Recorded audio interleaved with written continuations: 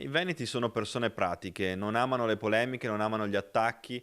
Alla rabbia, agli attacchi noi rispondiamo con risultati, con proposte, con idee e con un progetto serio per il nostro territorio. Non sono stati scritti sulla pietra, ma poco ci manca, i comandamenti del leghista veneto perfetto, 5 punti che per Alberto Stefani, candidato presidente del centrodestra, sono irrinunciabili. Il vademecum, per qualcuno una sorta di galateo politico-elettorale, è stato enunciato al K3 alla presenza dei candidati, tutti schierati per la photo opportunity, ognuno ha avuto la sua copia. 1. Massima trasparenza. 2. Rispetto e correttezza. 3. Contatto con il territorio, il che significa Gli incontri periodici nei territori, che non devono avvenire soltanto in campagna elettorale, ma devono avvenire costantemente, soprattutto dopo, quindi 2 giorni alla settimana dedicati interamente ai cittadini della propria comunità, del proprio territorio, alle imprese, alle associazioni, a tutti coloro che vorranno confrontarsi con il consigliere regionale. ma soprattutto il leghista di nuovo corso deve dimostrare compattezza, non cadere nei tranelli di chi vuole farci apparire divisi, testuali le parole, stop anche alle provocazioni di chi cerca lo scontro solo per ottenere visibilità. Non dobbiamo cadere in provocazioni, in sterili polemiche, ma dobbiamo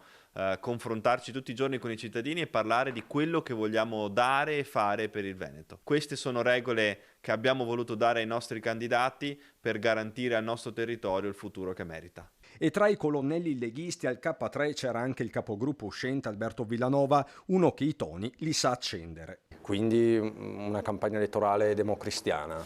Vi chiedono una campagna... No. No, democristiano no. Io credo, insomma, per quanto mi riguarda sarebbe abbastanza difficile, però insomma di stare all'interno, insomma, di quello che è il buon comportamento, ma non è un problema. Fatte le regole, mancano però le sanzioni, è pur sempre campagna elettorale. Non esageriamo adesso, sennò mi Perché toccherebbe lei pagare rischierebbe- multa ogni giorno.